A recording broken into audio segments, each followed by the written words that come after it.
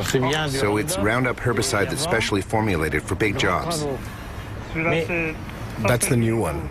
On this one it says biodegradable. That's the old one. It doesn't say biodegradable anymore, so it must no longer be biodegradable. It's the same product. I imagine they don't have the right to say it anymore. It must not really be biodegradable. Hey, careful not to spray it in my face. Oh, I'm not a murderer. Well, I'm sure these Roundup-ready soybeans are ready to harvest today. They're probably about, I'm going to say about 11.5% moisture, so they're perfect for harvest. First heard about Roundup-ready soybeans in a farm magazine about 8 years ago, and it seemed like a neat innovation. The soybean has a protein genetically inserted into the plant, and its resistance of Roundup. The Roundup is sprayed on the plants. There's some definite advantages. If you look at my field here, you don't see weeds. When label directions are carefully followed, Roundup is not harmful to humans, animals, or their environment. Copyright Monsanto, made in Belgium. If you see any snails, don't spray them because they'll be inedible. So watch the strawberries. I'd encourage European farmers to take a look at the Roundup-ready technology. Frankly, it's very good for the environment. It's a sustainable system. So, give it a try.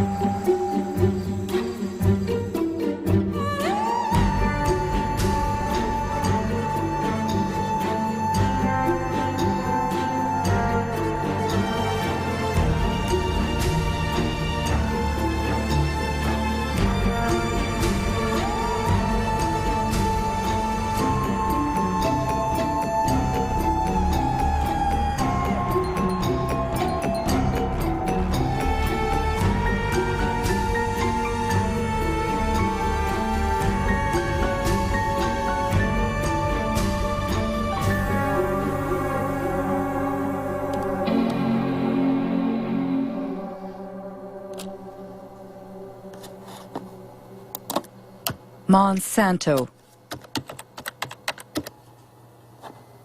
For 20 years I've traveled the globe, and everywhere I've heard about this American multinational. But what I've heard hasn't always been positive. Wanting to know more, I surfed the web for months to put the pieces of the puzzle together.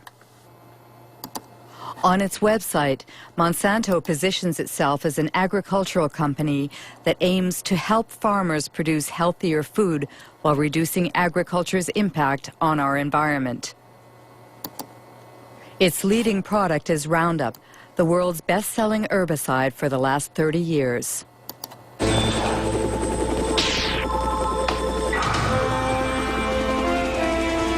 One shot, all it takes for weeds, Roundup. Monsanto is also the world leader in biotechnology.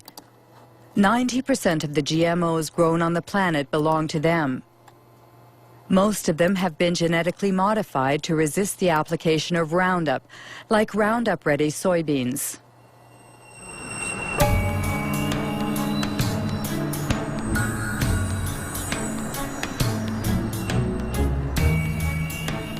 Monsanto's GMOs have invaded the planet, but no ag industry product in history has ever incited as much controversy and passion. Why? What's at stake with GMOs?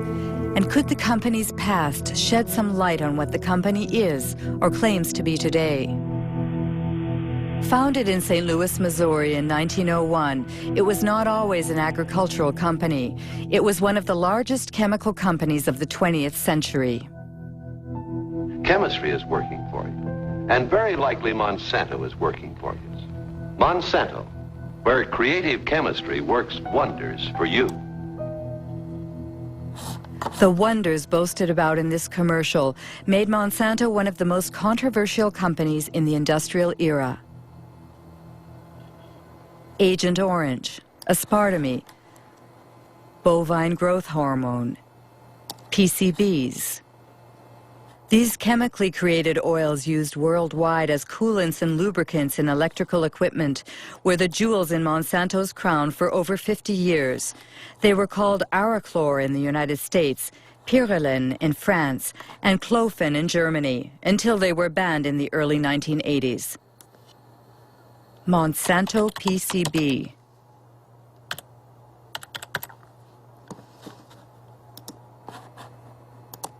A Washington Post article from 2002.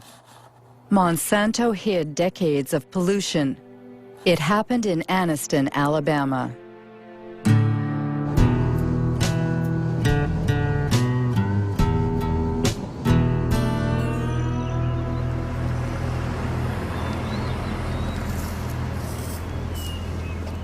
Terry was my baby brother. He died in 1971 from a cancer of the brains, or a tumor of the brains, cancer of the lungs, and hurries of the heart. He was 16. In the last 3 years, I have lost more friends. They died from illnesses, cancer, sugar diabetes, hepatitis, all these different ailments that comes with PCBs, and they have been related to PCB.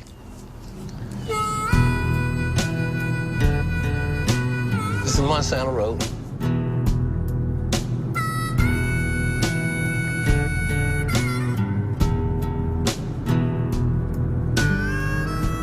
This is all just a black area, minorities that live in this area. But every one of these homes was like contaminated. They just cleaned that yard up over there to the right about 6 months ago. These was all homes. These people lived here, and they had to move. The houses was torn down.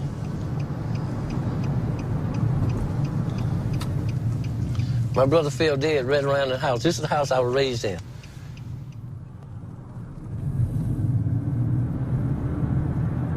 See this grass right here? They buried PCBs over here. Monsanto got permission to bury PCBs in Anniston. And this is Snow Creek right here, where they put the cement in here. It comes from the plant discharging to PCBs all the way down through here. And it was poisoning. They never told anybody, but they told the state. The state didn't tell us.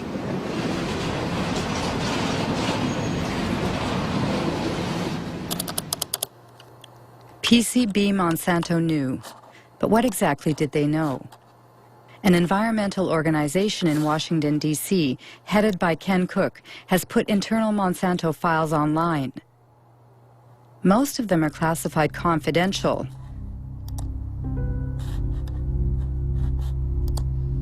FYI and destroy. 1937, exposure to PCBs provokes systemic toxic effects and acne-form skin eruption. In 1961, 2 workers developed hepatitis symptoms after a pipe broke in a factory using PCBs. In 1966, Monsanto scientists placed fish in Snow Creek's water. All were dead in 3.5 minutes. Pollution, a letter addressed to sales executives in 1970. This is the one that really tells you the story.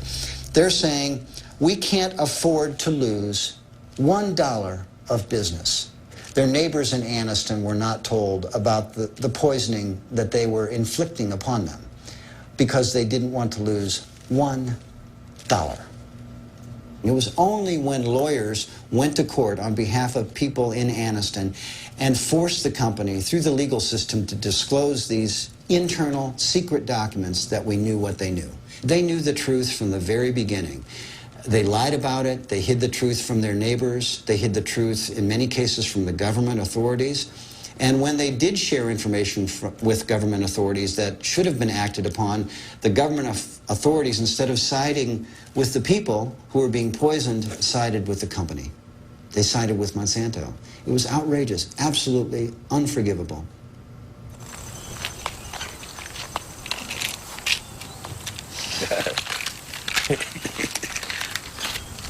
Oh, these are all your medicines? Yeah. Well, no, that ain't all of it. I got some more here. How much you have in you? 63.8 in the blood. In the blood. If they took a fatty biopsy of him now, he probably would top the scales of about 3,000 or 4,000 parts per billion or more. And which is the level acceptable? I mean, Acceptable is 2 parts per billion. That's the standard all around the world. But these people, we have more in our bloods and in our body than actually anywhere else in the world. it's usual here to speak about his PCB level. We all talks about it because it became a household word now. Kids used to run up to me, Mr. Baker, I got tested. I had 3 parts per billion in my blood. How long do you think I got? But that's a horrible story. But what do scientists think about it?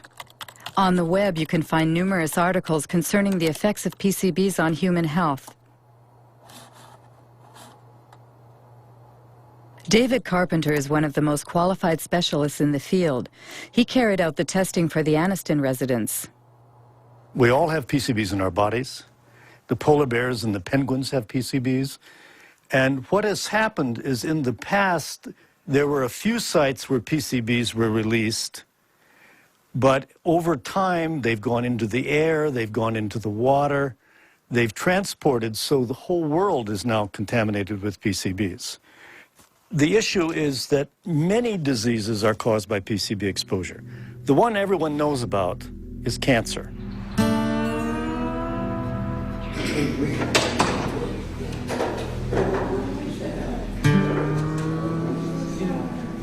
My test results stated that I had 202 parts per billion in my system. Women that get pregnant and have PCBs in their body will have a child with a reduced IQ.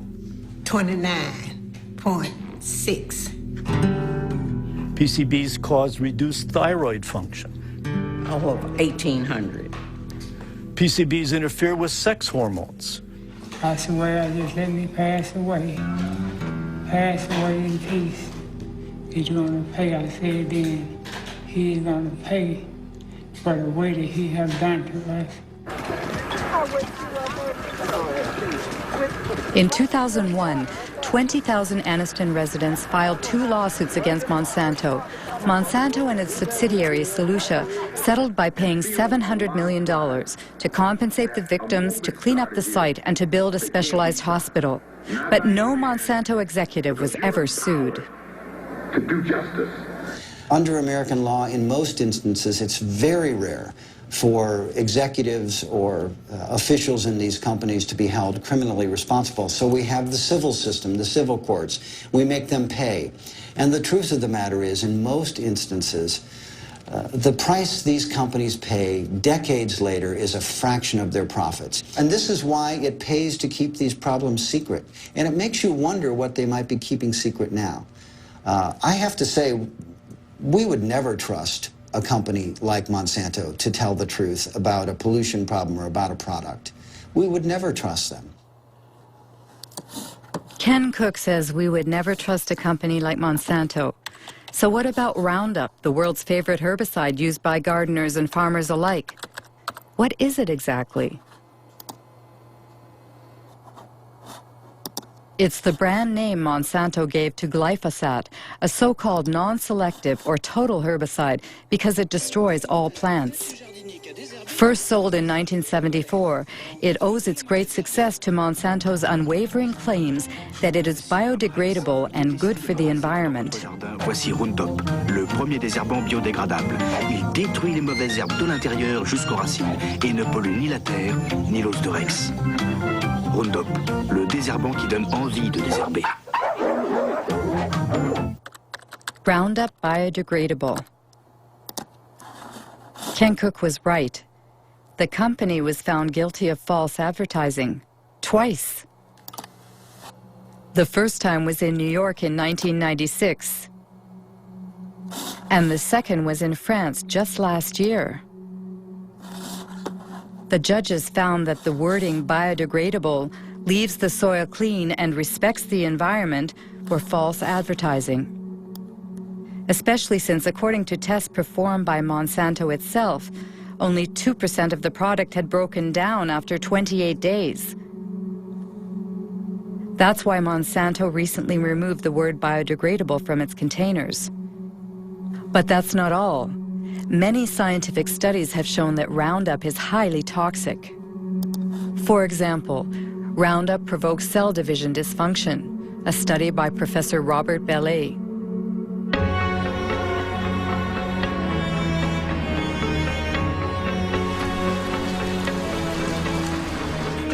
Professor Bellet works for the National Center for Scientific Research and the Pierre and Marie Curie Institute in France.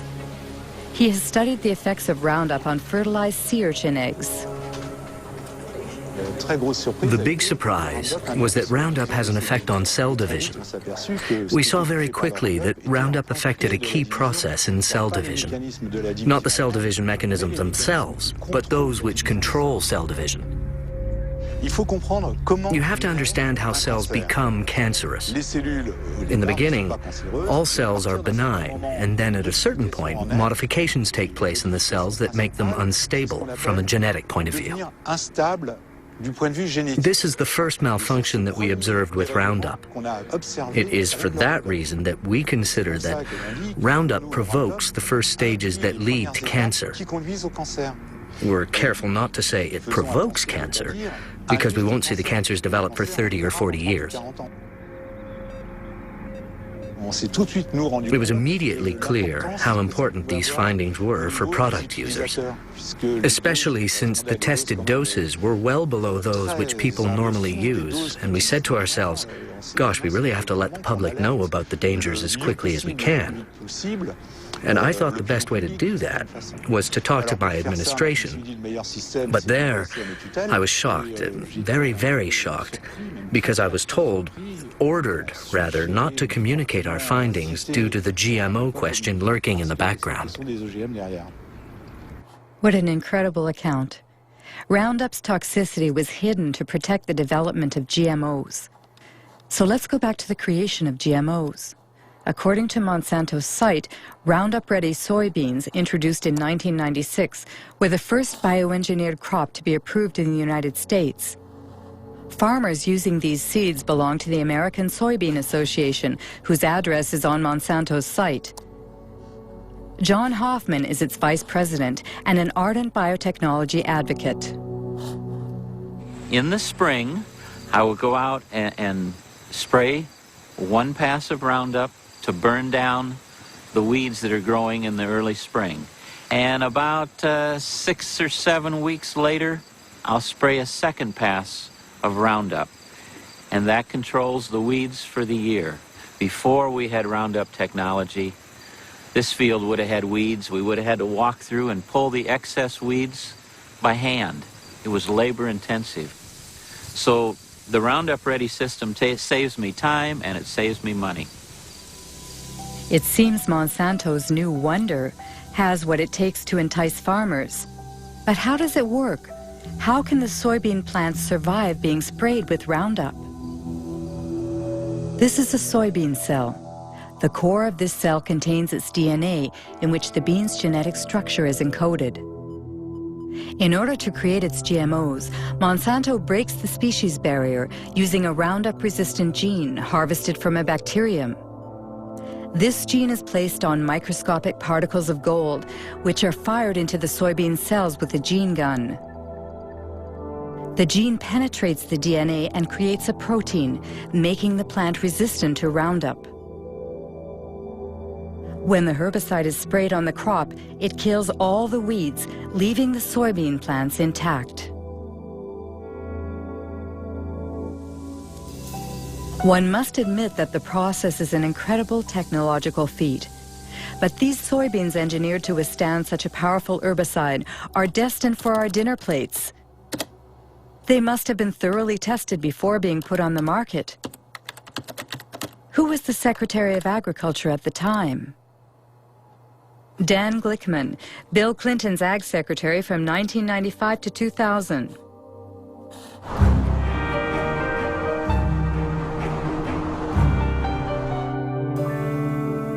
What I found in the early years I was involved in the regulation of biotechnology, that there was a general feeling in agribusiness and inside our government in the U.S. that if you weren't marching lockstep forward in favor of rapid approvals of biotech products, rapid approvals of GMO crops, then somehow you were anti-science and anti-progress. Well, I think that, frankly, there were a lot of folks in industrial agriculture who didn't want as much analysis as probably we should have had because they had made a huge amount of investments in the product. I mean, I think that, and certainly when I became secretary, given the fact that I was in charge of the department regulating agriculture, I had a lot of pressure on me not to push the issue too far, so to speak. But I would say even when I opened my mouth in the Clinton administration, I got slapped around a little bit by not only the industry, but also some of the people even in the administration. In fact, I made a speech once where saying that we needed to more thoughtfully think through the regulatory issues on GMOs. And I had some people within the Clinton administration, particularly in the U.S. trade area, that were very upset with me. They said, how could you in agriculture be questioning our regulatory regime?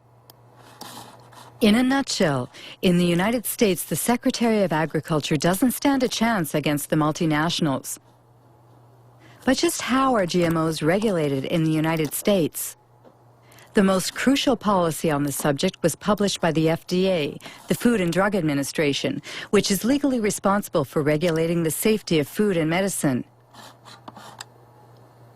Title: Foods Derived from New Plant Varieties. Date: May 29, 1992. Principle 1. Foods derived from genetic modification are regulated within the existing framework that applied to foods developed by traditional plant breeding. Obviously, the FDA decided not to create a special category for GMOs. For further information, contact James Mariansky, who headed the biotechnology department at the time.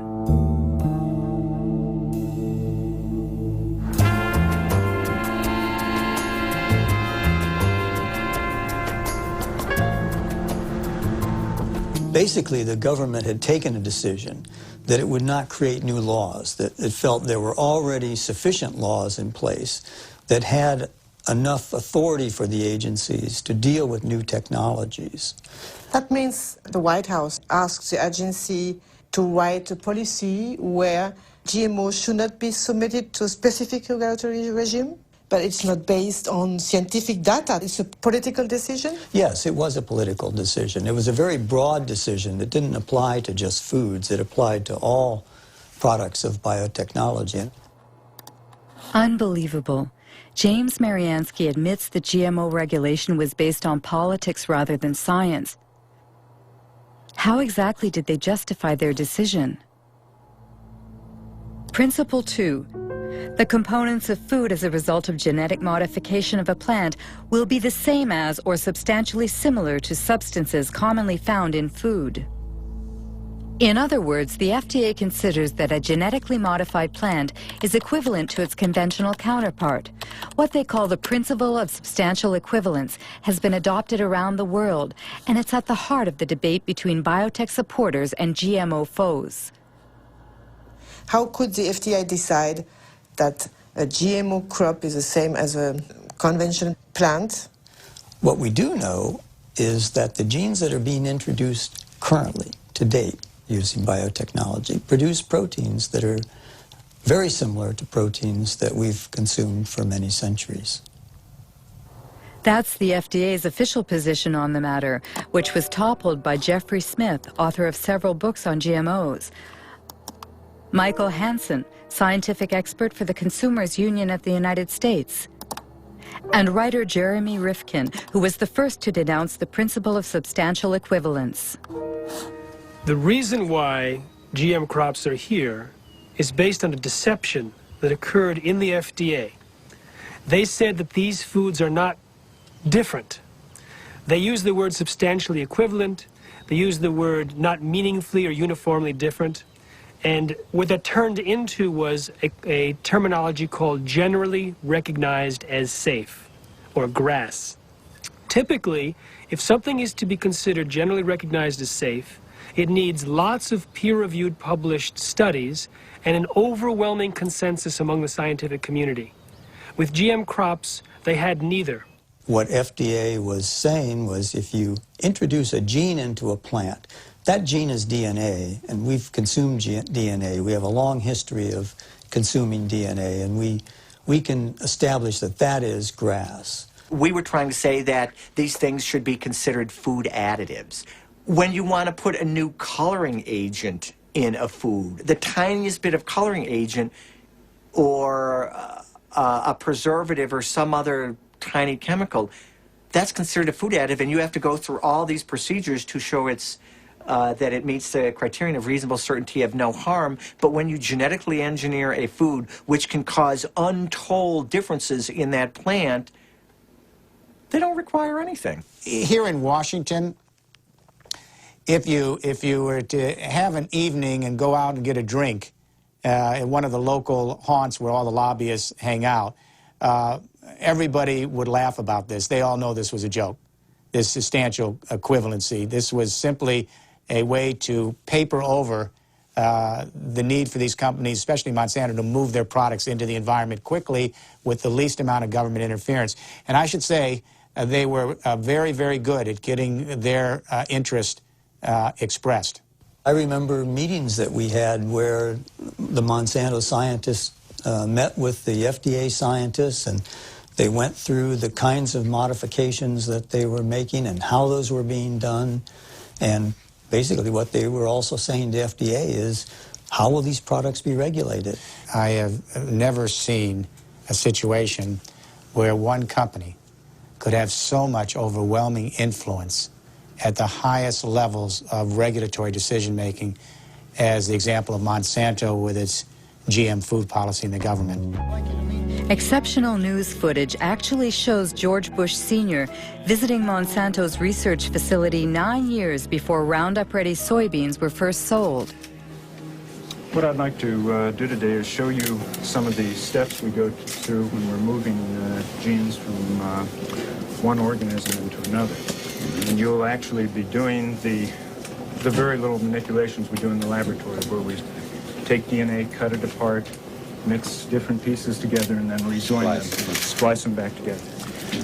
This tube contains DNA that was made from a bacterium. DNA would look the same whether it was from a plant or an animal. What are we saying here? Oh, I see.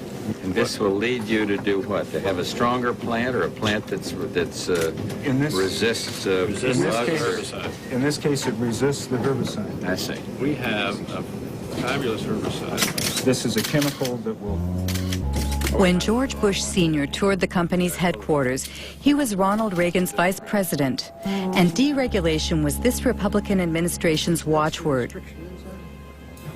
The intention was to boost industry by eliminating what White House hardliners called bureaucratic hurdles, like health and environmental safety testing, which were Monsanto's key problems.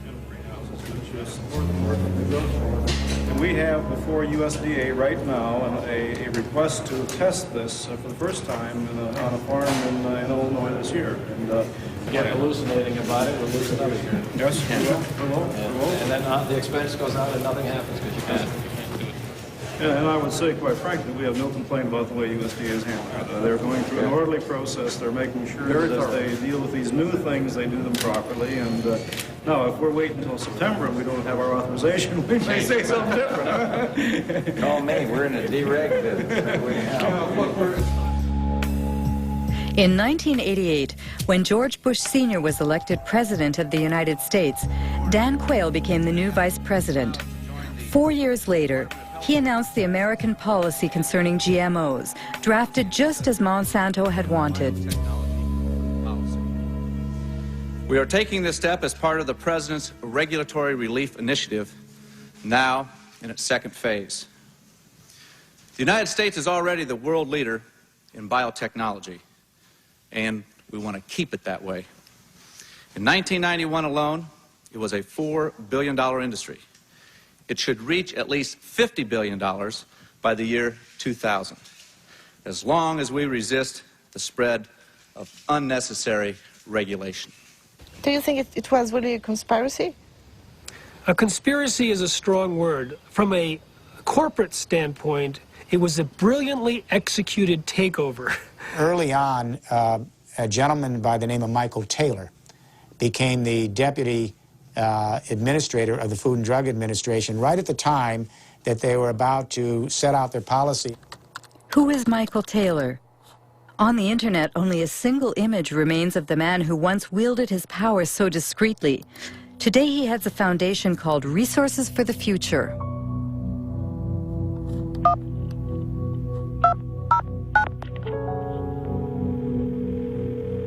Hello, Marie-Monique speaking. Hello, it's Mike Taylor. My questions are about your role. I mean, when you were working at the FDA, before being hired by the FDA, you worked as an attorney for Monsanto during 7 years, didn't you? Well, I was a partner in a law firm of which Monsanto was a client, and I worked on some Monsanto matters, yes. And apparently, if I understood well what I read, the FDA created a new position for you, Deputy Commissioner for Policy? Well, because there was a special need at that time at the FDA because of the new GMOs? It had nothing to do with GMOs. Nothing at all to do with GMOs. I wasn't the author of these policies, but that's just false. He moved over to the FDA in July of 1991. Up until that time, he was at a law firm called King & Spalding. His personal clients included not only Monsanto, but the International Food Biotechnology Council. And he had drafted for them a proposal for how they would like to see genetically engineered foods regulated. And if you look at the proposal that was written for IFBC, that was Michael Taylor's, with the final one that was published, it looks very, very similar. So if he didn't write it, it looks like somebody took what he wrote and changed it slightly for the policy. Mr. Taylor was the deputy commissioner at the time, and he provided the leadership for the project and served as the chief, the sort of the lead policy person in terms of making sure that the project got done. So Monsanto played that game very well, both the political game and the regulatory game. They played a key role in bovine growth hormone in getting that thing approved, and also in how genetic engineering was dealt with. Michael Hansen has just mentioned bovine growth hormone. What's that? It's a transgenic hormone that's injected into cows, increasing dairy production by 20%. It would be an understatement to say that it had critics. The hormone threatens our health. Deadly poison. Manipulation. Called RBGH for recombinant bovine growth hormone, Monsanto began selling it to dairy farmers in 1994 under the brand name Posilac.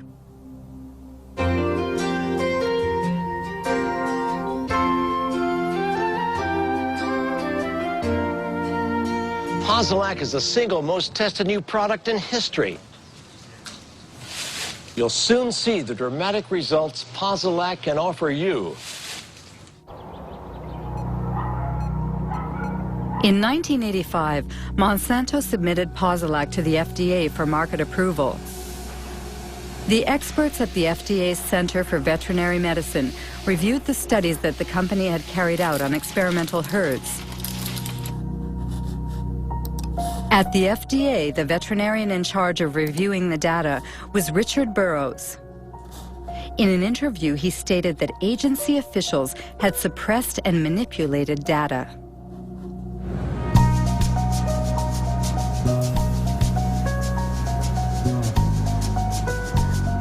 The data that they came in with lacked a lot of insight into the dairy industry.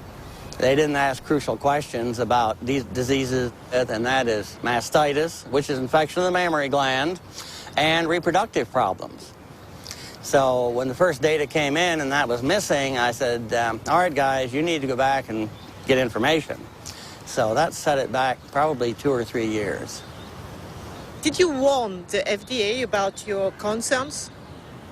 They pretty much just sidetracked me. They pulled in, my boss pulled in other people that were closer to him, and I saw less and less of the data. Even the things I had asked for to be done, I didn't, like the mastitis studies, I never really got to see a lot of that because they figured, well, if you're in the way, we'll get you out of the way. So they sidetracked me. Eventually I was fired. One day I was escorted to the door and told that was it. I was done. Have you been threatened? Yes, mainly by the lawyers for Monsanto, because when I was going for my appeal, they told my lawyer that if I went in and revealed any company secrets in my defense, that they would sue me. In the end, the FDA was forced to reinstate this conscientious veterinarian. He eventually resigned, disheartened. On the internet, there's also talk about files that were stolen from the FDA and sent to Dr. Samuel Epstein, who heads the Cancer Prevention Coalition.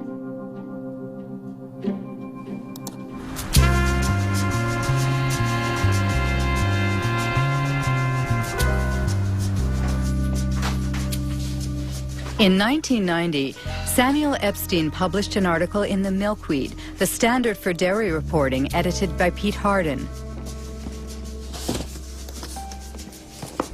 The scoop was based on the secret documents that the two men scrutinized.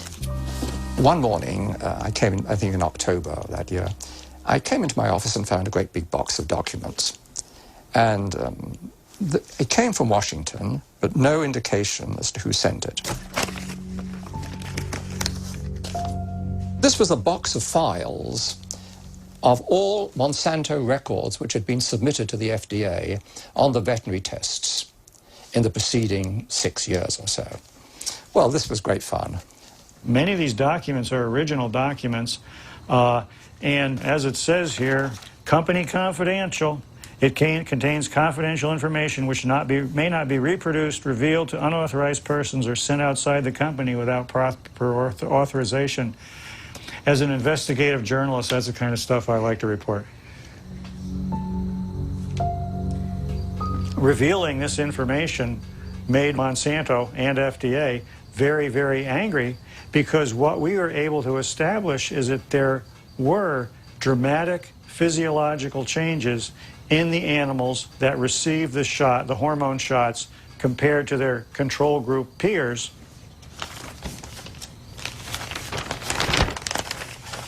For example, we see the ovaries of the cows receiving the synthetic hormone in the different treatment groups were, for the right ovaries, 34% larger, 42% larger, and 44% larger.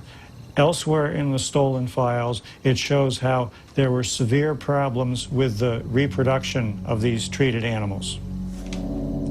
The data is conclusive. We provided the data, the raw data, and summary data, peer-reviewed data not done by us, to support the submission. Every health authority who has looked at bovine somatotropin has found that it is completely safe for consumers. For Monsanto, the hormone is not only safe, it is actually beneficial for consumers. Because the chemical composition of the milk is not altered as a result of Posilac, the manufacturing and taste properties do not change. It's untrue or lie, whatever adjective you want to use. It's a very different product. It's a very, very different product in many, many ways. First of all, as there's a high incidence of mastitis in the cows, there'll be pus in the milk. And then you'd find antibiotics given to the cows to treat the mastitis. So a wide range of antibiotics would be in the milk. Apart from that, and very, very importantly, very substantial increases in levels of IGF-1, or insulin-like growth factor 1. There have been a series of studies, somewhere in the region of 60, relating increased levels of IGF-1 and breast, colon, and prostate cancers.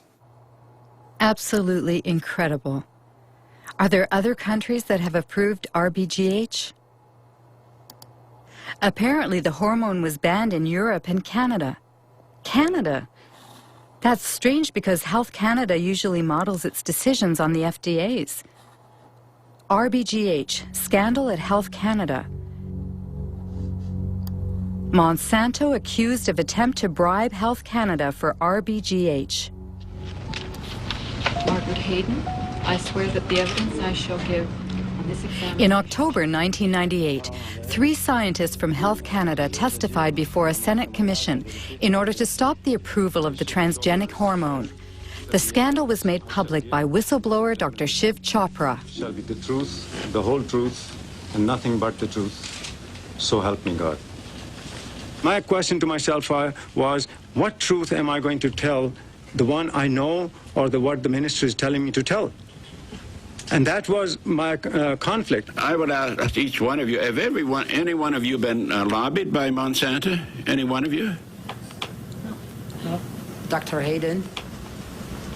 I did attend a meeting back approximately about, I believe, 1989-90, and Monsanto representatives had met with myself and my supervisor, Dr. Drennan, and my director, Dr. Messier, and at that meeting, an offer of $1 to $2 million was made by the company, and I don't know any more about what became of that, but my director indicated after the meeting that he was going to report it to his superiors. How did Monsanto react? Well, Monsanto did not deny that they made the offer of $1 to $2 million at this meeting. They later on tried to say, oh, this was an offer of research in Canada to do some more studies in cows in Canada or whatever. So anyway, that's what happened in Canada. The drug was not approved. So the European Parliament, based on what revelations in Canada, banned it forever. And then all of a sudden, we 3, Margaret Hayden, Gerard Lambert, and I, were dismissed for disobedience. And we fired. All 3 of us were fired, and those fights are now in courts. Bovine growth hormone! The United States Congress also opened an investigation at the request of RBGH opponents who oppose the ban on labeling milk as RBGH-free. Interestingly enough, the investigation was never completed. Government purchases of milk surpluses. Bovine growth hormone, BGH, is a test of consumer acceptance of genetic engineering. In the garbage. In the garbage! The cow hormone drug was simply the first major application of biotechnology to food production, and Monsanto is a very powerful corporation with many linkages to top-level persons in government. I think the prevailing ethic at the federal government was biotechnology is so important that we can't let a few little questions about cow safety or human safety get in the way. The reason the FDA approved it is it appeared to be that there was a lot of people that used to work had key positions, that had worked for Monsanto, came over to the FDA and managed to get the FDA to approve it. It's revolving doors that move up. It's kind of like a double helix, a spiral. Revolving door? Yes, revolving door. The revolving door is not just in agriculture. It tends to be in many areas. Donald Rumsfeld was the CEO of Searle, which was a Monsanto subsidiary. The former U.S. Trade Ambassador, Mickey Cantor, ended up on Monsanto's board. Supreme Court Judge Clarence Thomas used to work for Monsanto. Monsanto revolving doors. The state of affairs in 1999 includes Linda Fisher moves from the Environmental Protection Agency to Monsanto, Michael Friedman from the FDA to Monsanto, Marcia Hale and Josh King from the White House to Monsanto, Margaret Miller from Monsanto to the FDA, William Ruckelshaus from the EPA to Monsanto, and let's not forget Michael Taylor, who went back and forth several times. Once your mission carried out by the FDA, you became Monsanto's vice president for public policy. Right. So there is no conflict of interest for you. No, and again, the rules are the rules, and I played within the rules. I think in terms of public acceptance, it's been one blunder after another. If you're trying to have a strategy for having the public understand and accept the new technology, having the first application of it be related to milk, which we already have more than we need, it created, it helped create a climate of suspicion. I think the idea that companies are not required in every case of a GMO to submit the product to FDA, such as is required in Europe, I think that from a public confidence, public acceptance standpoint, that's not a sufficient system.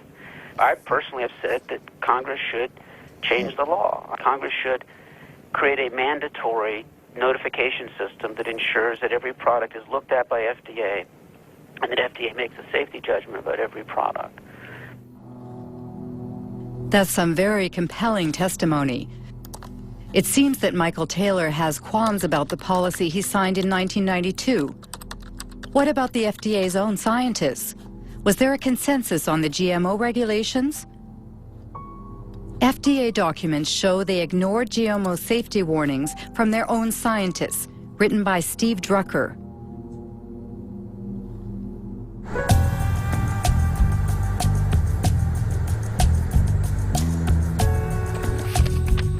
Lawyer Stephen Drucker represents a coalition of nonprofit associations.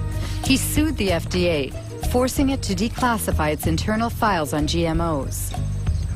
We received over 44,000 pages from the FDA's own files, and they revealed that the FDA has been lying to the world since 1992, if not before. But they continue to lie. They are still lying. They claim that there's an overwhelming consensus in the scientific community that genetically engineered foods are as safe as their conventionally produced counterparts. And they claim that there has been sufficient data to back up this consensus. Both of those claims are blatant lies.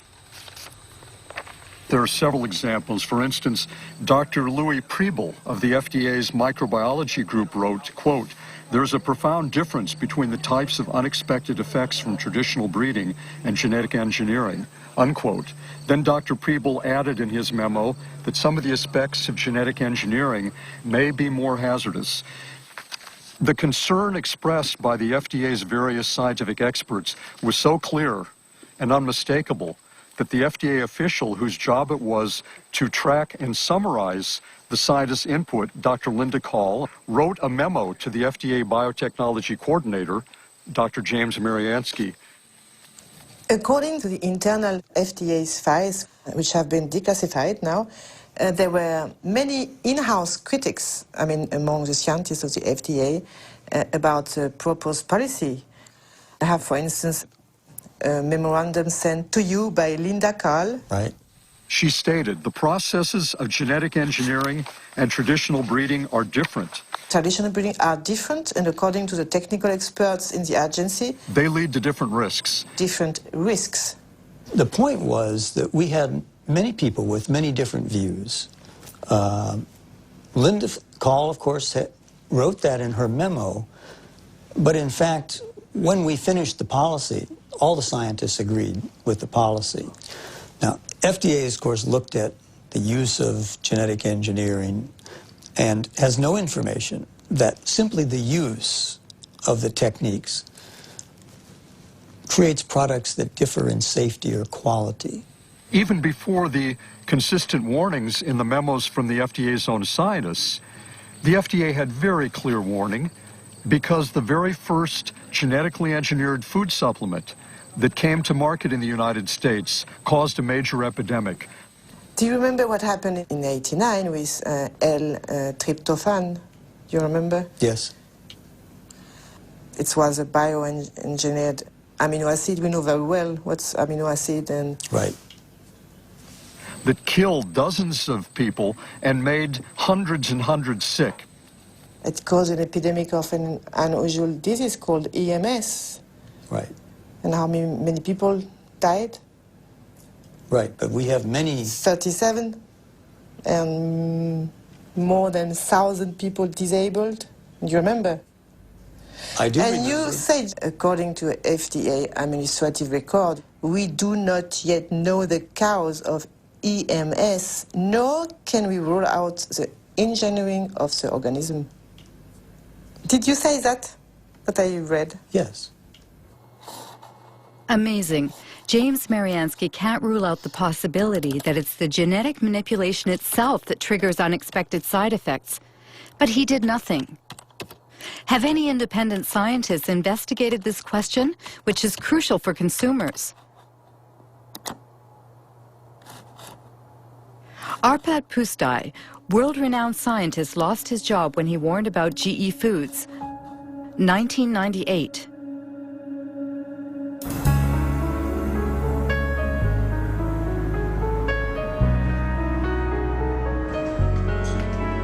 Arpad Pusztai worked for the Rowett Institute in Scotland. At the Ministry of Agriculture's request, he led a study on genetically modified potatoes with a budget of over €2 million and a staff of 30 researchers to prepare the arrival of GMOs in Great Britain. We were all enthusiastic about it. I was enthusiastic about it. The ministry thought that if we did this study, looking at all aspects, then it would be an endorsement of GM. And when they introduce it, they would say that the foremost laboratory in Europe, nutritional laboratory, had looked at them and they found them all right. Arpad Pusztai specializes in lectins. These proteins function as an insecticide protecting plants against aphids. Rowett scientists had created potatoes that were resistant to aphids and into which they introduced a snowdrop gene, which produces the lectin in question. Beforehand, they verified that in their naturally occurring state, lectins themselves do not pose a health risk. The genetically modified potatoes were tested on rats. It had twofold effects. First, it started to increase a proliferative response in the gut.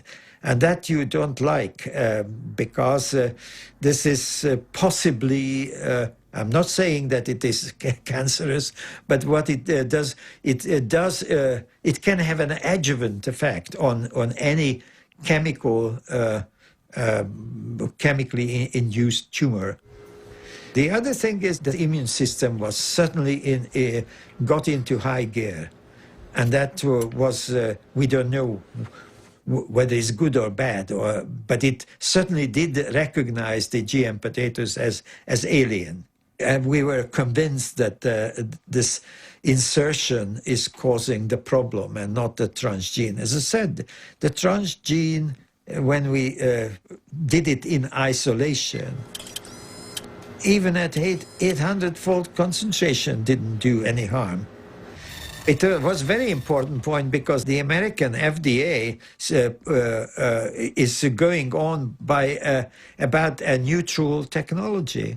And what we did say and what we did publish was actually corroborated, confirmed that it was not the transgene which was the problem, but it was the technology. While the first shipments of genetically modified soybeans were arriving in Great Britain, Arpad Pusztai's superiors authorized him to be interviewed by the BBC. As a scientist actively working on the field, I find that it's very, very unfair to use our fellow citizens as guinea pigs. They will never forgive me for that. Monsanto did see the importance of our findings. Don't worry about it. Even before the broadcast went out, they already knew because the Scottish Crop Research Institute did get a lot of money from Monsanto, and they were not slow to understand the implications. The day after the interview's broadcast, Arpad Pusztai was fired and the research team dismantled. Dr. Stanley Ewan was in charge of evaluating the impact of GM potatoes on the rat's internal organs. He no longer has any illusions about scientific independence. I was extremely, well, angry and very, very concerned. It's like your whole world is disappearing under your feet. What's going on? But you see, they start to discredit Stanley as well. It's not just Arpad and me. Stanley was made to retire and he was discredited at the university. As well? Oh, yes. Oh, yes. It was very hard indeed. Monday, it was wonderful work. Tuesday, it was rubbished. I had one or two ideas of what was happening, but a very imprecise idea until 8 years ago, almost exactly, I was at a dinner dance. And next to me at the top table was someone from the road called Roy, who happened to say, I said, isn't it awful what's happening to Arpad? Yes, he said, and did you not know that there were not one, but 2 phone calls from Downing Street to the director? And then, of course, I saw clearly what was happening, that this was something sort of supranational, if you like, some pressure being put on Tony Blair's office to stop this work because it was perceived by the Americans to be harming their industrial base, the biotech industry, in other words. The Arpad Pusztai scandal triggered a massive rejection of GMOs in Great Britain, led by Greenpeace. A year later, Robert Shapiro, Monsanto's CEO at the time, agreed to participate in a teleconference organized by the environmental organization. This is the only existing video footage of the former CEO. He was responsible for moving the company into the biotechnology era with its new slogan, Food, Health, and Hope. Monsanto made huge efforts to push its products in every direction with the full support of multinational food manufacturers, retailers, communications firms, regulators, even governments.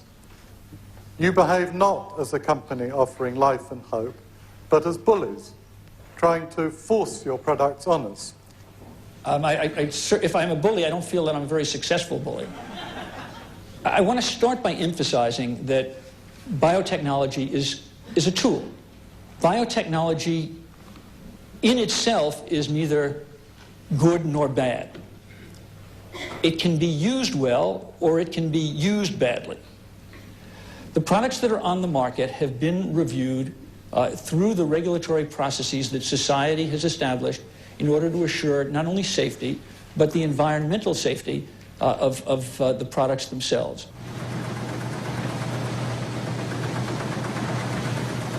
After 10 years on the market, Roundup Ready soybeans account for 90% of all the soybeans grown in the U.S.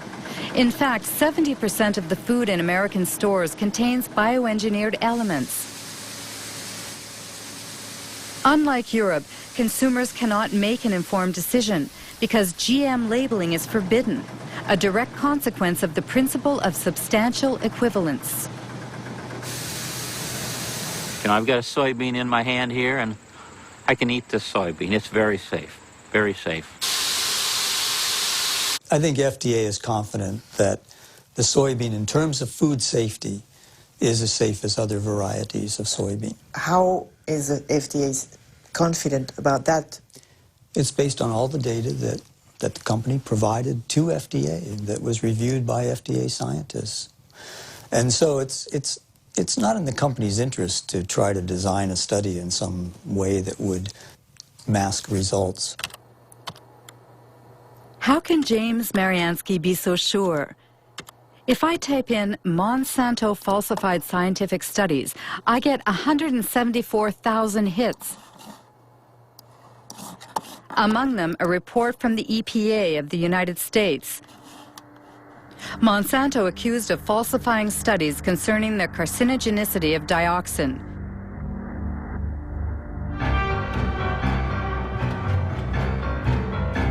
The story began in Nitro, in a Monsanto factory that produced a powerful herbicide called 2,4,5-T. In 1949, an explosion in the factory provoked unexpected side effects. 228 workers developed an extremely disfiguring illness called chloracne. It's caused by dioxin, which is a highly toxic byproduct of 2,4,5-T.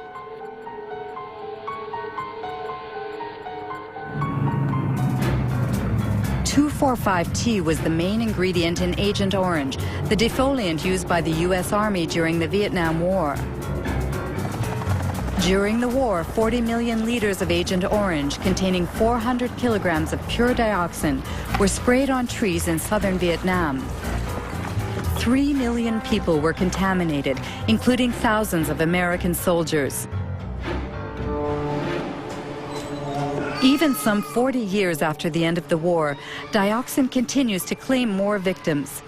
We know today that this poison provokes cancer and serious genetic malfunctions.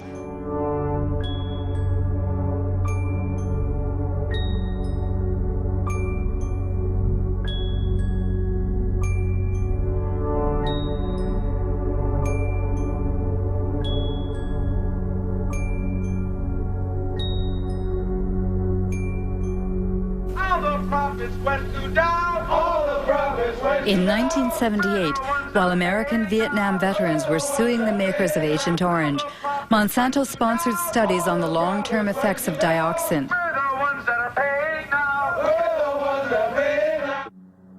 The company paid scientists to compare the health of workers who had been exposed during the nitro plant's accident 30 years prior to the health of non-exposed workers.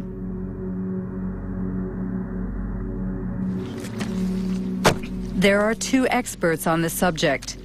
William Sanjour, who led the Toxic Waste Division of the Environmental Protection Agency, and Gerson Smoger, a lawyer who represents Vietnam veterans. In 1990, Dr. Kate Jenkins, a colleague of mine at EPA, wrote a memorandum pointing out that allegations had been made that those studies, some of those studies that Monsanto had conducted were flawed. And if they were done correctly, would have reached just the opposite result of that Monsanto had. The Monsanto studies showed that dioxin was not a human carcinogen. That means they had the data first, and then they manipulated how they were going to look at that data to come up with the conclusion they want. It's absolutely, you never do a study that way, never. And they did it absolutely wrong, and they achieved what they wanted. And it came out later that there were people that had cancer that in one of the two studies were listed as being exposed to dioxin. And the same 5 people in another study were listed as not being exposed. When you put all these cancers into the unexposed, then it looked like the unexposed people were getting as much cancer as the exposed. And they said, look, there's no difference. See, they're the same. So then thousands of veterans were disallowed benefits because of exposure to Agent Orange. So all policy was affected by those studies for 7 to 9 years in this country. Being a good scientist and a good EPA employee, and someone, by the way, who was quite fearless, Kate Jenkins wrote a memorandum to the EPA Science Advisory Board asking them to review these 2 studies to see if they were correctly done. The fact is, there was no investigation of Monsanto. It didn't exist. Nobody investigated those studies. Nobody, period. What they investigated was Kate Jenkins, the whistleblower. They made her life a hell. They harassed her. They changed her jobs. They persecuted the poor woman. If you think of Monsanto today, they are telling that their GMOs, for instance, are sound and safe. Do you trust the company? I wouldn't believe a word that company says, nothing. I might trust some independent source who investigated their claims, depending on who that independent source was and how good they are and how independent they are. Precisely. In order to prove the safety of Roundup Ready soybeans, Monsanto carried out a study which was published in 1996 in a well-respected scientific journal. The study was supposed to assess the effects of GM soybeans on animal health, specifically on rats. This study was thoroughly reviewed by both a Danish scientist, now deceased, and the Norwegian specialist Ian Prime. I'm afraid to say, value this study very poorly indeed. It's very disappointing, very disappointing. Especially because this paper sort of served as a basis for the whole principle of substantial equivalence. I can just cite, which is again a bit surprising, although the animal feeding studies provide some reassurance that no major changes occurred. Now, some reassurance, now that's not good enough. I want 100% reassurance, not just some reassurance. They talk, for example, about the, on page 723, except for the darker brown colour, livers appeared normal at necropsy. I mean, you can't do that without looking inside. You have to look at the content inside the liver, taking sections, showing under the microscope that there is no difference. They've used, for example, older rats. Obviously, again, if you want to avoid any problems, okay, use an adult. But if you want to see if any changes are evident, then you should use younger individuals, of course. In some ways, you can say it's bad science because a lot of the data that they should have shown isn't shown. But did you try, for instance, to get access to the raw data? I didn't. A colleague of mine did, and spent quite a frustrating length of time going through different offices and so on. But finally, the answer was the answer was no. If there was nothing to hide, then there should be no problem. You should be willing to distribute your material for anybody to work on. And when you keep it tight, then you suspect that there's why is this the case? One thing is sure, thanks to this limited study, Monsanto's GMOs have inundated the world, principally in North and South America, Asia, and Australia. After only 10 years, transgenic crops now cover 250 million acres. 70% are Roundup resistant, and 30% have been genetically modified to produce an insecticide called BT.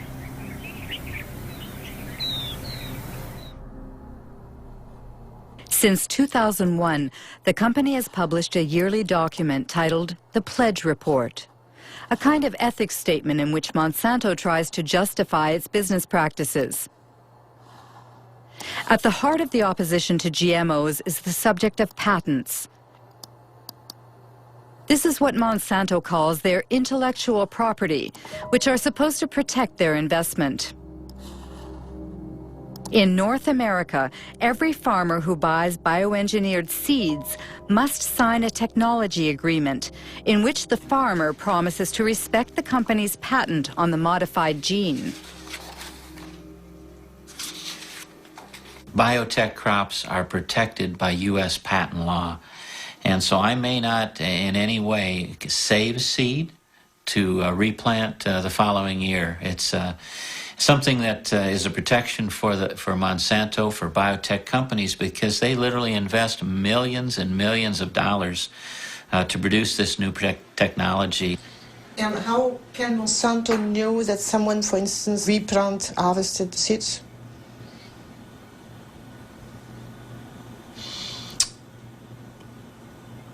I'm not sure how to answer that. No, how they would know if someone replanted seed. That's a good question for Monsanto.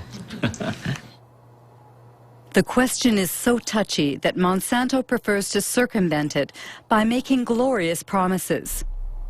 In cases of unintended appearance of our proprietary varieties on a farmer's field, we will surely work to resolve the matter to the satisfaction of both the farmer and Monsanto.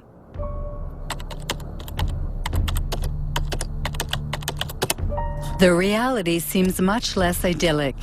The Center for Food Safety in Washington, D.C. published a study on farmers sued by Monsanto for having not respected its seed patents. It found at least 100 lawsuits and many bankruptcies. Among the victims, Troy Rush, an Indiana farmer.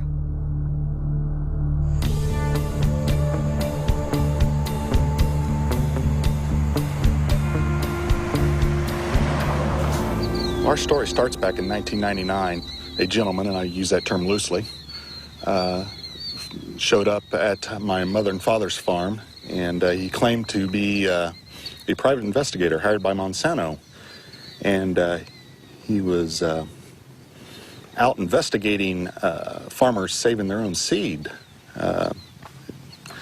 and asked us, he'd come right out and ask us if we'd saved their seed.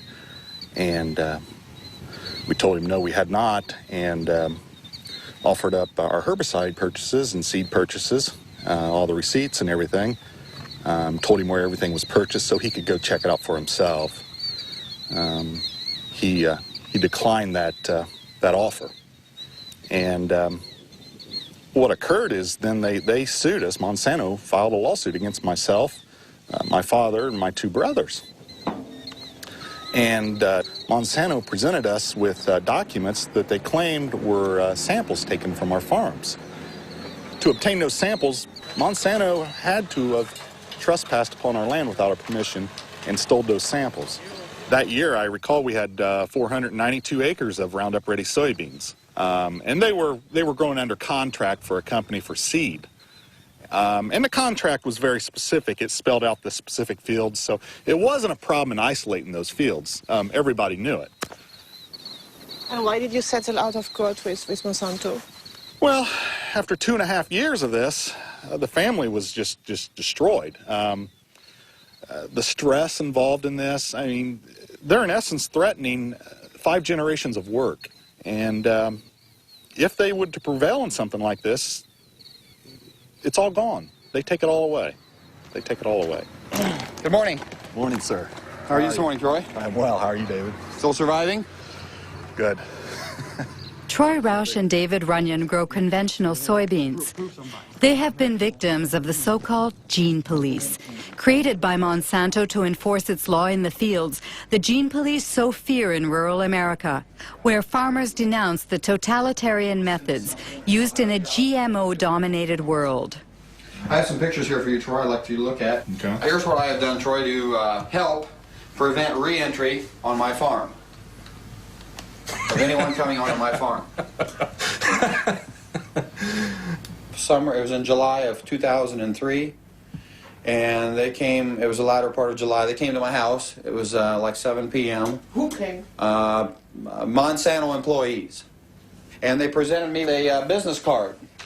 And they asked me a few questions about the kind of soybeans I plant, the kind of corn I plant, where I market my crops, and so I said, okay, that's the end of the conversation. Yeah, patents have changed. They've changed everything. It revolves with a relationship of trust with neighbors. That is gone. Myself, I probably only have 2 farmers that I talk to that are close to me. Are they really afraid, the farmers? Of course they're afraid. You can't defend yourself against these people. They've created a little industry that serves no other purpose than to wreck farmers' lives. Of course they're afraid. Does it mean that you're afraid, for instance, that a neighbor can snitch on you? Yes. Yes? Yeah. Yes. All you have to do is dial 1-800. Dial 1-800 Monsanto. Or no, I'm sorry, 1-800 Roundup. I remember encouraging farmers to call this toll-free number and turn their neighbor in. And why does Monsanto do that? Well, the reason they do it is control. Seeds? Yeah. They want to control the seed. They want to own life. I mean, this is the building blocks of food we're talking about. They are in the process of owning food. All food. Between 1995 and 2005, Monsanto acquired over 50 seed companies throughout the world. These companies produce corn, cotton, wheat, and soybean, and also seeds for tomatoes, potatoes, and sorghum. Everywhere, people worry about Monsanto's monopoly. which in the long term threatens to wipe out all non-transgenic varieties. Monsanto doesn't agree and speaks only about the benefits of biotechnology, especially in developing countries like India. Our products provide significant economic benefits to both large and small growers. In many cases, farmers are able to grow higher quality and better yielding crops.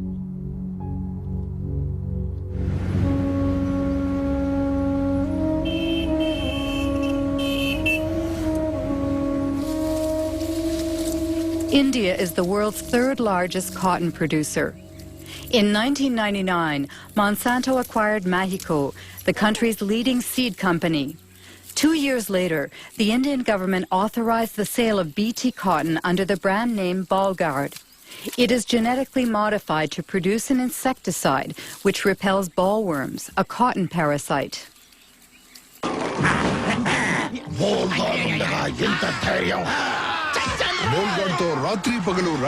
చూశారా Bollgard శక్తి యొక్క వాగ్దానం spray తక్కువ లాభం ఎక్కువ Bollgard ప్రతి విత్తనాలు కాయదొలుచు పురుగులతో పోరాడే శక్తి. Since 2001, Kiran Sakari and Abdul Gayam have been closely following the transgenic cotton grown by small farmers in the Warangal district. Every year, the two agronomists publish a report comparing bioengineered cotton with conventional cotton in terms of yields and production costs. In 2006, the harvest was ravaged by a disease that affects transgenic cotton. This is a Bolgard field. We can see some of the rhizoctonia affected plants. You see, if you remove the bark of a healthy plant, it won't be like this, like threads. See, it's a classic example of rhizoctonia infestation. The farmers, they said they have never seen that. And when we were doing our study from 2001, we have noted this disease on very few samples in the BT cotton only. And as the time passed, the spread was seen more and more in the BT fields as well as some non-BT fields also. But I personally feel that there may be some interaction, undesirable interaction between the host plant where the gene was introduced and the gene which is carrying the BT. And that has introduced the weakness in the plant to not to resist this rhizoctonia. I have seen the website of the Mahiko Monsanto. BT cotton reduces 78% of the pesticide reduction and pesticide consumption, and it gives to 30% better yields. But it's an utter flop. After 90 days, invariably you have to spray for bollworms, even on the BT cotton. How do you explain that so many farmers are buying BT seeds? See, presently the option is is getting narrower and narrower to the farmer. During the current season, even farmer wanted to go for non-BT. There was no non-BT hybrid seed available in the market.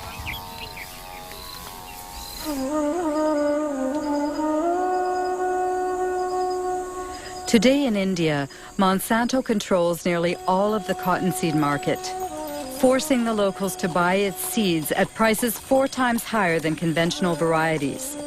Small farmers must turn to moneylenders who charge high interest rates. If the harvest is poor, it means bankruptcy, a vicious circle which is decimating Indian villages.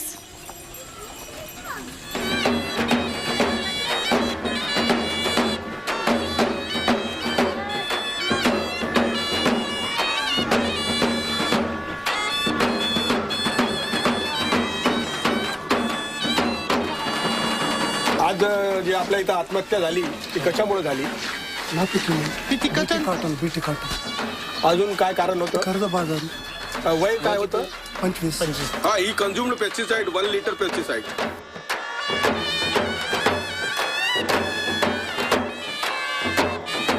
पहिलं जुताईड आहे का नाही जगात किती झाली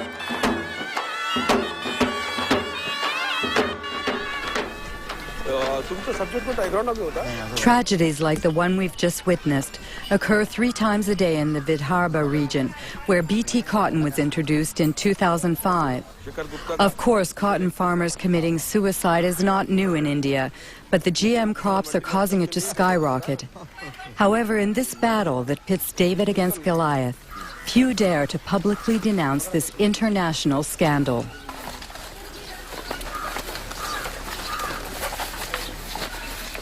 This is Vidarbha's rice growing belt.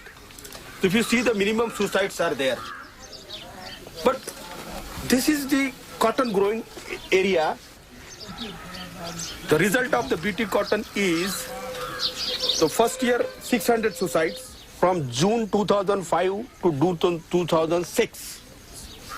Second year, still today, within 6 months, 680 suicides. So it's a disaster. It's a complete disaster, yes.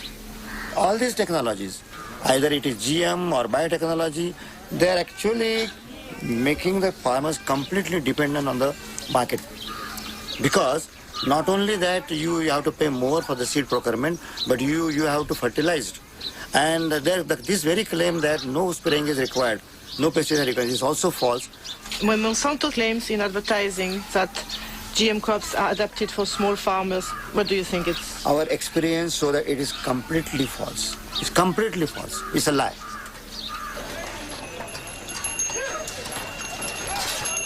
On this day in December of 2006, a revolt was brewing in the largest cotton market in the state of Maharashtra. 3 days later, riots broke out and dozens of small farmers, including Kishore Tiwari, were arrested. बहुत कम भाव में ले रहे माल और काश्तकार करके परेशान हो रहे. तुमचं किती आहे कर्ज? 32,000 rupees a day. तुमचं 60,000 rupees a day. तुमचं 50,000 rupees a day. 20,000 rupees a day. 50,000 rupees a day. 15,000 rupees a day. किती लोकांना बीटी लावायचं नाही पुढच्या हातवर? They don't want to go for the BT.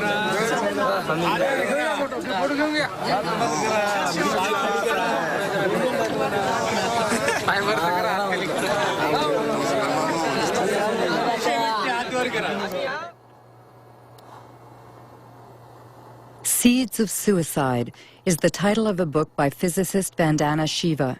She won the Alternative Nobel Prize and heads the Navdana organization, which aims to conserve traditional seeds.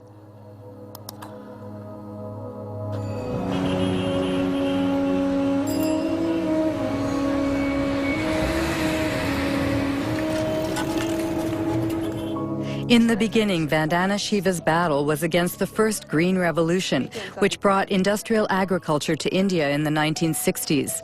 Today, she denounces what she calls the second Green Revolution, that of GMOs protected by patents. The difference is that the first Green Revolution was public sector driven. It was driven by government agencies. The government agencies control the research. In the case of the second Green Revolution, it is driven by Monsanto. It is a Monsanto-driven revolution. The second big difference is that the first Green Revolution did have a hidden objective of selling more chemicals. But its first objective was providing food. It was food security. And yes, they grew less pulses, they grew less oilseeds, but they did grow more rice and wheat. It fed people. The second Green Revolution has nothing to do with food security. It's not about food security. It is about returns to Monsanto's profits. That's all it is about. They've always said genetic engineering is the way to get to patenting, but patenting is the real aim. If you look at Monsanto's research agenda, they are testing at this point something like 20 crops with BT genes in them. There's nothing they're leaving untouched. The mustard, the okra, the brinjal, the rice, the cauliflower. Once they have established the norm that seed can be owned as their property, royalties can be collected, we will depend on them for every seed we grow, of every crop we grow. If they control seed, they control food, they know it, it's strategic, it's more powerful than bombs, it's more powerful than guns. This is the best way to control the populations of the world. Monsanto responds to Ms. Shiva's persuasive argument by brandishing its pledge: integrity, dialogue, transparency, and sharing. We want to participate constructively in the process by which societies around the world try to develop good answers to those questions. Are the products going to be safe for the environment? How are they going to affect biodiversity? How are they going to affect other plants and insects and birds? What about outcrossing of genes? What happens if genes do outcross into wild species? To me, that means, among other things, listening carefully and respectfully to all points of view. Despite Robert Shapiro's placid demeanor, he has just touched on a subject that greatly troubles GMO opponents, transgenic contamination, which Monsanto prefers to call an adventitious presence that's part of the natural order. According to a study led by Berkeley professor Dr. Ignacio Chapela, GMOs have already contaminated Mexican corn. But when the scientific journal Nature published the study's findings, it triggered a violent controversy.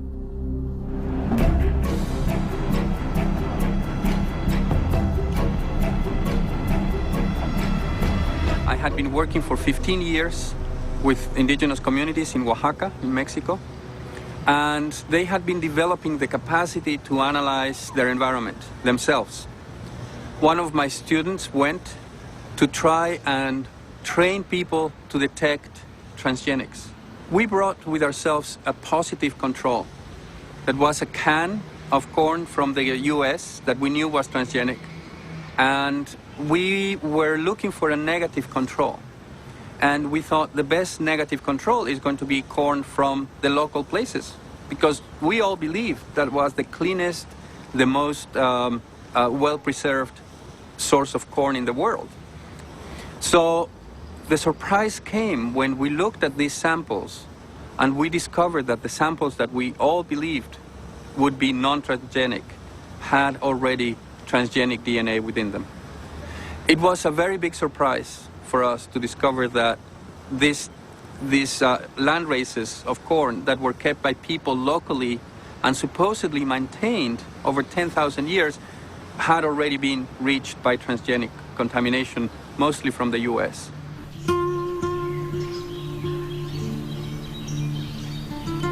Mexico is the center of origin for corn. More than 150 local corn varieties can be found in just the southern region of Oaxaca. This extensive biodiversity is a treasure, the world's genetic reservoir of corn. Millions of Mexican farmers have maintained it for thousands of years. This corn is for the family? Yes, only for the family. We use it to make tortillas. This year is a good size, so we'll save it as seed for next year's planting. You don't buy your seeds? No. You exchange them? Yes, it's our ancient barter system.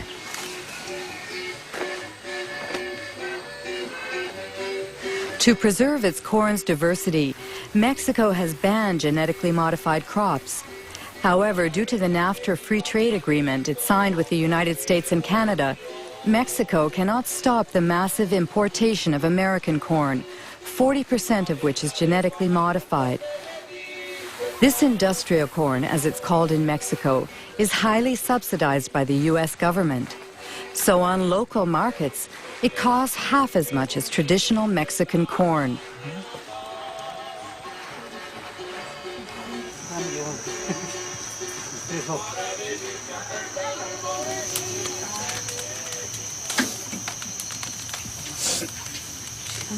Do you always make your tortillas with local corn? Yes. It's natural and has a better yield. Also, it's more nourishing because it comes from pure soil.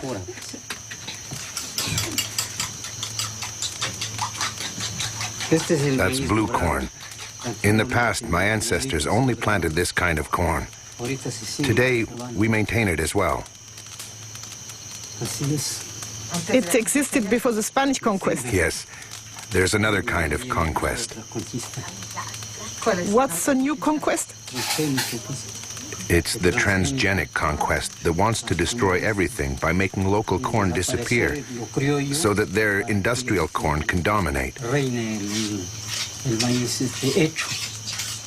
If they succeed, we'll be dependent on multinationals.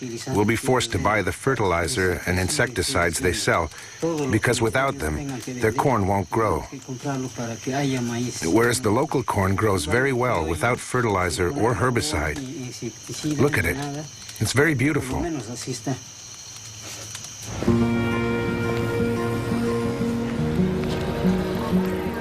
Ignacio Chapela's article provoked a violent reaction in Mexico. Since then, the National Ecology Institute has confirmed the contamination of Mexican corn. Roundup Ready and Bt genes have been found in corn from 5 regions of the country. What would happen if bioengineered corn crossed with traditional land races? Dr. Alberas Buya led a study using a local flower. She inserted the same gene in several specimens and then observed their growth. We observed that 2 plants, strictly identical from a genetic point of view, in other words, they both have the same genome, the same chromosomes and the same transgene. The only difference is that the transgene is located in different places. And well, once they grew, these plants presented a phenotype. That is to say, flower shapes that were very different. Some have flowers that are identical to their natural counterparts, like here, 4 petals with 4 sepals, but others have abnormal flowers with abnormal hair or strange petals. In addition, some are completely monstrous. The only difference in all of these plants is the location of the transgene, which was inserted randomly. Why is that worrisome? In Mexico, once the transgenic corn seeds have been released into the environment, it's very likely that the transgenes will insert themselves into the genomes of the local Mexican varieties. It's an unavoidable phenomenon, because corn plants cross naturally by wind-blown pollen.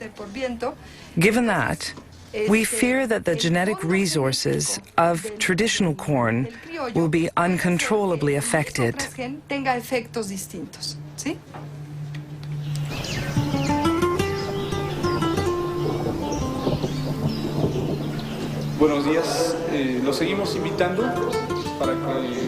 Good morning. We invite you to attend a meeting about the new diseases which are infecting our corn because of transgenic contamination.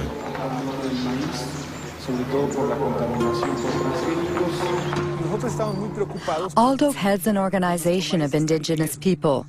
For 2 years, he's been leading an information campaign in Oaxaca communities, where Elena Alberas' fears have already been confirmed in the fields.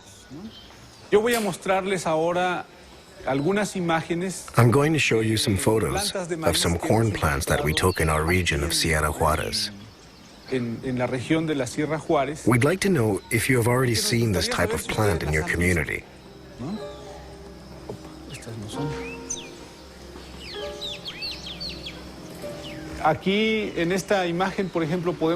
You can see that some very strange things are going on. This plant, for example, has a branch here and another one there. Normally, a corn plant is not like that. There is always only 1 ear per leaf. But look here. There are 3 ears coming out of the same leaf. They are really monsters. We sent a plant sample to a biotech lab to see if maybe it contained genetically modified genes. Unfortunately, the test came out positive. Usually, we see these types of plants along the roadside or in people's yards. It's possible that people buy corn in the shop and they drop some kernels while walking. Some kernels germinate. This is how traditional corn became contaminated.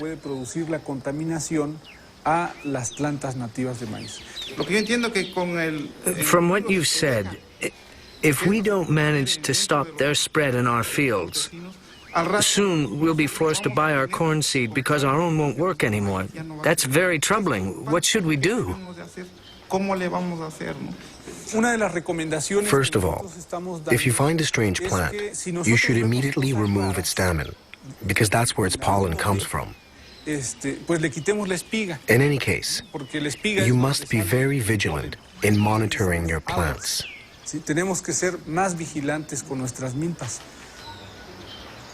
Don't you think it's Monsanto's strategy, what they couldn't achieve legally, they are trying to force through contamination? Yes, we end up wondering if the contamination wasn't intentional. If the center of origin of corn becomes contaminated, the rest of the planet could follow. Contamination only benefits multinationals like Monsanto. How did Monsanto react to Ignacio Chapella's study on Mexican corn contamination? Monsanto's Dirty Tricks campaign against fired Berkeley professor Ignacio Chapella. An article by Jonathan Matthews, who heads GM Watch, a GMO information service based in southern England.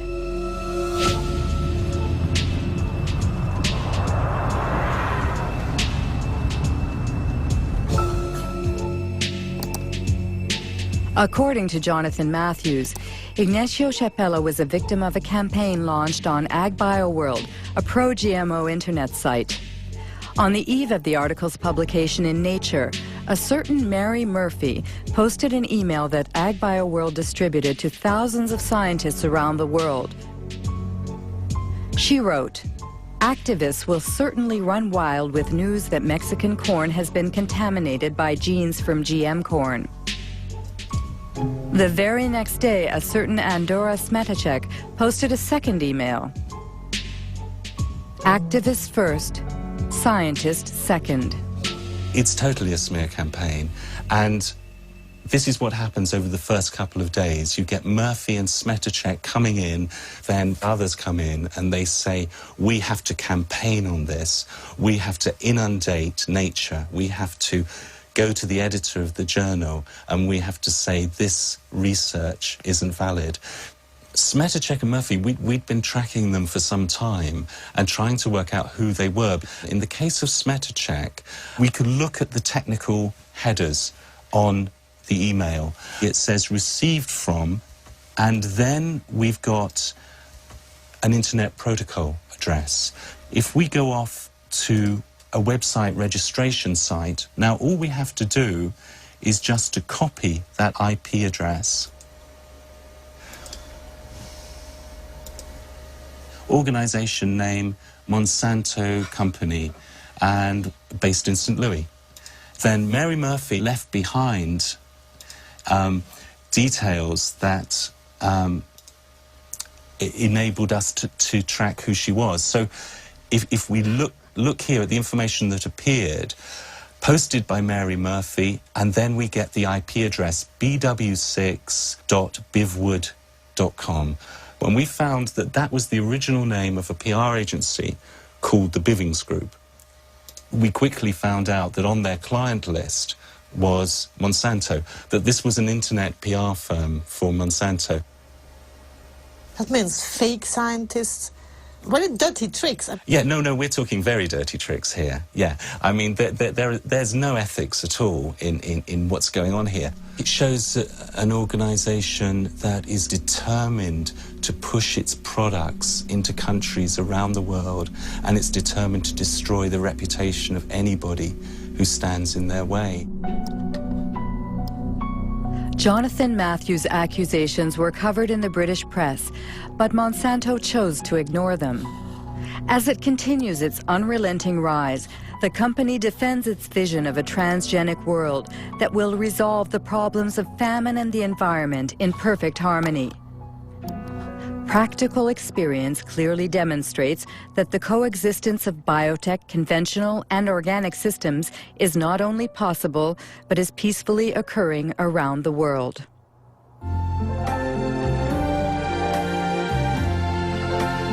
I see trees of green. Imagine um mundo que preserve a natureza o ar, os rios. Onde a gente possa produzir mais, com menos agrotóxicos, sem desmatar as florestas. Você pensa num mundo com transgênicos.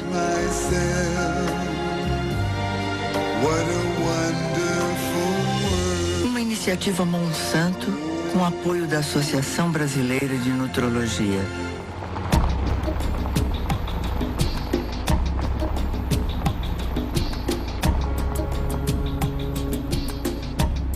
A transgenic world already exists in South America, where 100 million acres of Roundup-ready soybeans were planted in 2007. Their conquest started 10 years ago in Argentina, the only country to have officially authorized transgenic crops. Since then, GMOs have mysteriously spread to neighboring countries, like Brazil and Paraguay seen here. In 2005, Paraguay finally legalized these smuggled crops to save their soybean exports to Europe, where labeling GMOs is obligatory. In reality, for the Ministry of Agriculture, the deed had already been done. We had to authorize GMO seeds because they had already entered our country in a, let's say, unorthodox way. Do you know how transgenic seeds entered the country? Through the black market or smuggling? We don't speak about the black market, but about the blank sack, because these are the seed sacks that have no official markings. Did Monsanto play a role in this seed contraband? It is possible that the company, let's say, promoted its varieties and its seeds, and as I told you, the government had to react after the fact to authorize what was already a reality.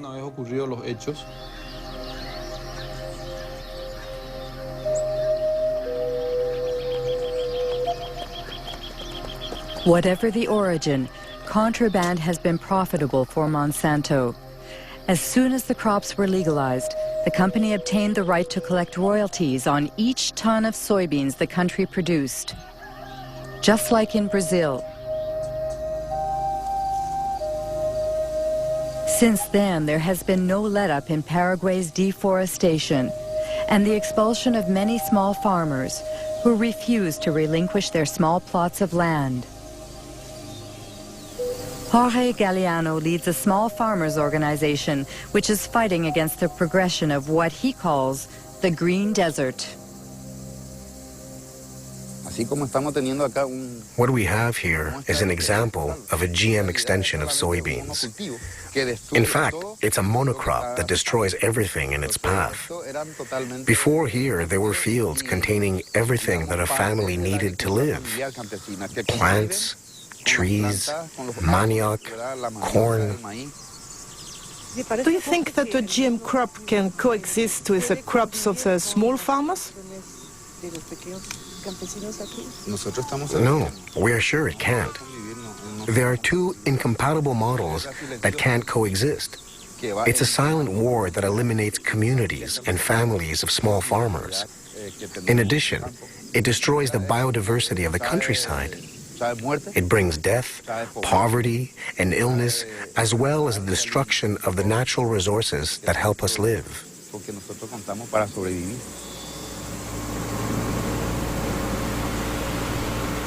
Today, Roundup is sprayed all over Paraguay by plane or mechanical spreaders driven by unprotected farm workers. The herbicide is sprayed right up to people's front doors or near the subsistence crops of small farmers. Every year, crops are destroyed and thousands of people contaminated. Like this family, which is surrounded by Monsanto's GMOs. The parents are worried about their son Pedro because every day he has to cross the soybean fields to sell his mother's homemade corn tortillas.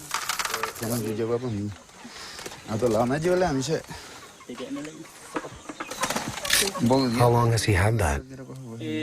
It started 15 days ago. It started on his foot and then it spread. That's how it starts.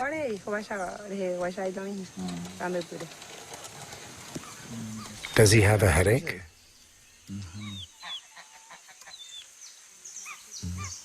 Is he eating? Very little. Today he didn't want to eat what I prepared for him. He only drank a little fruit juice. And his brother? He eats better, but it's difficult.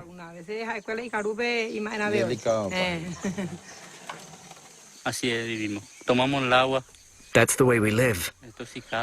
Recently, we lost 60 ducks and geese.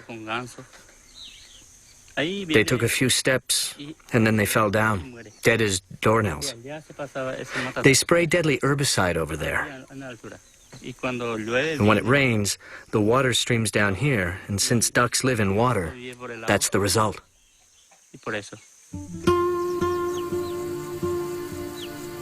In Paraguay, 70% of the farmland is owned by only 2% of the population. With GMOs, the concentration is increasing. 3/4 of the soybean producers are foreigners staking claims for this new green gold. The ban on animal-based feed after the mad cow epidemic and the recent biofuel craze have caused soy prices to soar, triggering a rush to round up ready crops. According to the last census in Paraguay, each year 100,000 people leave rural areas to live in urban slums. An estimated 70% flee Monsanto's genetically modified soybeans, which are destined to feed Europe's chickens, cows, and pigs. We are going to talk about the production model of GM soybeans promoted by Monsanto. It's a true multinational company. It's everywhere in the world. Its objective is to control all of the world's food production through farmerless farming.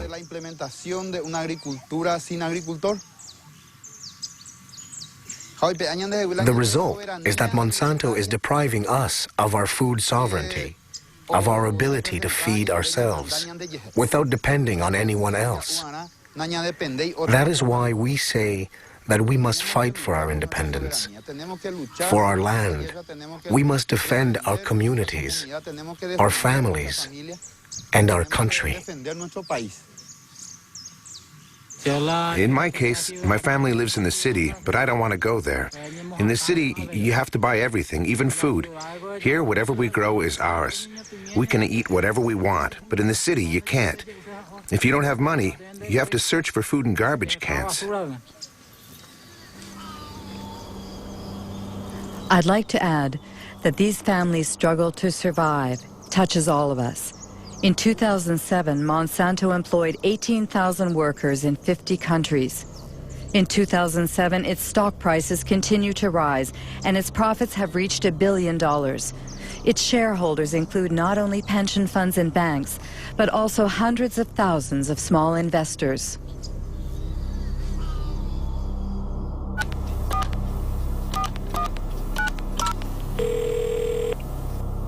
Chris Horner.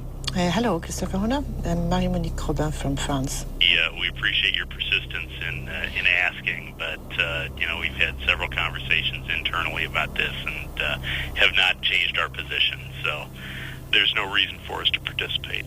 Our suspicion is that it would not be positive. So, you know,